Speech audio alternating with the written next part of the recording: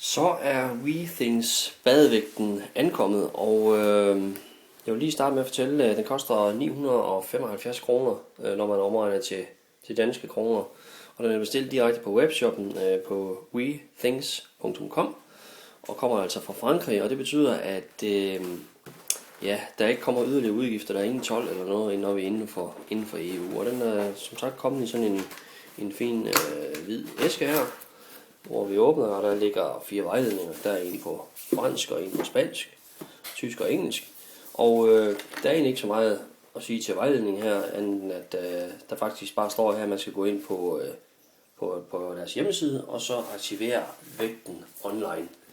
Og det man gør online, det er, at man kobler den på ens trådløse netværk derhjemme. Og vi kan lige prøve at kigge på vægten her, hvordan den ser ud. Der har vi altså en fancy, synes jeg selv, meget hæderlig, pæn vægt, som står pænt til hver badeværelse, stort set. Og i æsken er også et kabel, så du kan slutte vægten til din computer, og der er 4 ekstra sæt fødder her, som er til, hvis man har gulvtæppe. Og meget praktisk et målebånd her, som også er en lille gave, som er med, som man kan bruge til at måle, hvor meget man vejer, eller hvor meget man fylder rundt omkring livet. Og så er der 4 batterier med, og som vi vil montere i badevægten her, eller WeThings vægten, så vi kan få den op at køre, og det er forholdsvis simpelt at gøre den operation. Og når vi har fået batterierne monteret, så skal vi ind og kigge ved computeren og have aktiveret. Først du bliver mødt af, når du kommer ind på start wethings.com. Det er en dansk side, hvor der står tillykke med dit køb, og her kan man så gå ind og registrere sig selv. Og når man er færdig med den registrering, så kommer man umiddelbart videre til en side her, hvor at man så kan installere vægten. Og det foregår på den måde, at man indtaster sine registreringsoplysninger en gang til. Og efter registreringen kommer man ind på denne setup-menu, hvor man starter med at konfigurere sin vægt.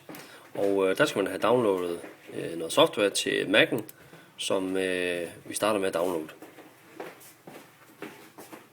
Efter download af pairing-programmet, så skal vi have oprettet forbindelse mellem vægten og computeren. Og det gør vi ved at tilslutte vores USB-kabel til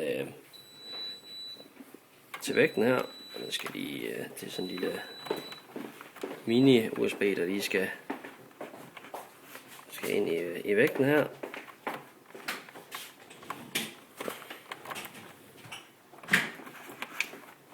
Der skal man ikke have smedede fingre, så får man problemer.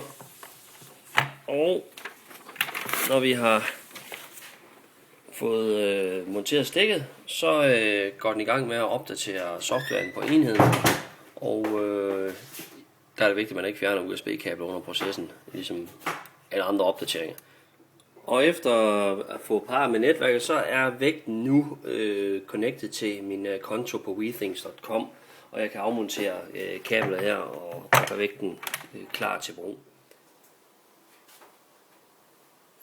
Når nu vægten den er klar til brug, så er det ellers bare med at komme i gang med de forskellige features og muligheder, der er på brugerfladen inde på hjemmesiden wethings.com eller på sin iPhone, hvor der også findes en færdig app til det brug, som er tilsluttet ens trådløse vægt. God fornøjelse med WeThings vægten.